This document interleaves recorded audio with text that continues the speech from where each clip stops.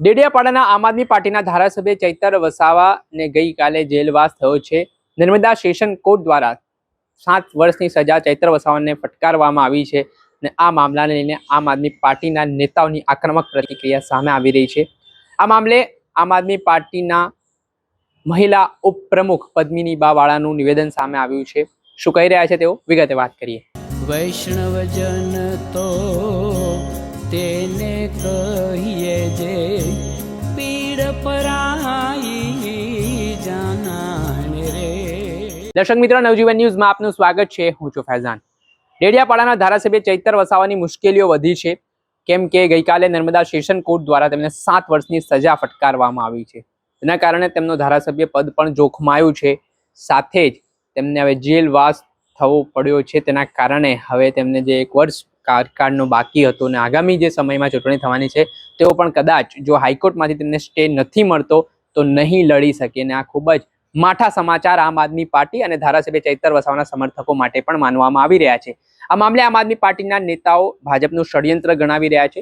જે રીતે ચૈતર વસાવા આદિવાસી વિસ્તારોમાં લોકપ્રિય બનતા દેખાઈ રહ્યા હતા, તો તેને કેવી રીતે તોડવા, કેવી રીતે તેમના પર કેસ કરવા, તે માટેનું આખું ષડયંત્ર થતું હોય તેવા આક્ષેપો આમ આદમી પાર્ટીના નેતાઓ ભાજપના નેતાઓ પર લગાવી રહ્યા છે। અને આ વચ્ચે આમ આદમી પાર્ટીના મહિલા નેતા પદ્મિની બા વાળાનું પણ નિવેદન સામે આવ્યું છે, જેમાં તેઓ કહી રહ્યા છે કે ચૈતર વસાવા એક યોદ્ધા છે, જે રીતે લોકો માટે લડતા હતા, લોકોનો અવાજ બનતા હતા, પરંતુ ફરી તેમના ષડયંત્ર કરીને ફસાવવામાં આવ્યા અને જેલમાં નાખવામાં આવ્યા। ત્યારે પદ્મિની બા વાળાએ સરકાર પર ગુસ્સો કરતા શું કહ્યું તે સાંભળો।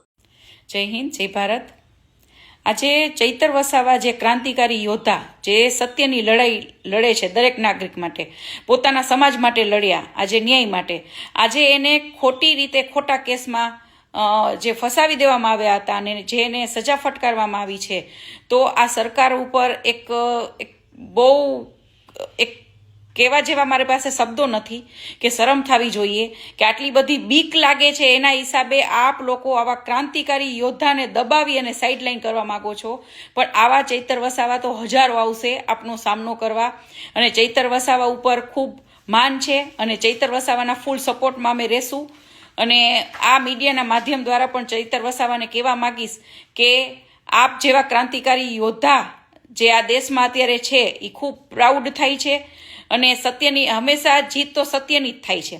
સત્ય પરેશાન થાય છે પણ જીત સત્યની જ થશે। એટલે ચૈતર વસાવાને કહેવા માંગીશ કે અમે સૌ આપના સપોર્ટમાં છીએ। ધન્યવાદ। જે આપણે સાંભળ્યા હતા મહિલા નેતા આમ આદમી પાર્ટીના પદ્મિની બા વાળા, તેમણે જે રીતે સરકાર ઉપર માછલા ધોવાની શરૂઆત કરી છે, તેમણે પ્રહાર કરવાની શરૂઆત કરી છે, અને આમ આદમી પાર્ટીના ધારાસભ્ય ચૈતર વસાવાની જે ગઈકાલે ધરપકડ પણ થઈ છે, આ સમગ્ર મામલે હવે ચકચારનું કેન્દ્ર બન્યો છે। આદિવાસી સમાજમાં પણ ભારે નુકસાન થયું હોય, રોષ જોવા મળી રહ્યો હોય તેવું પણ મનાઈ રહ્યું છે।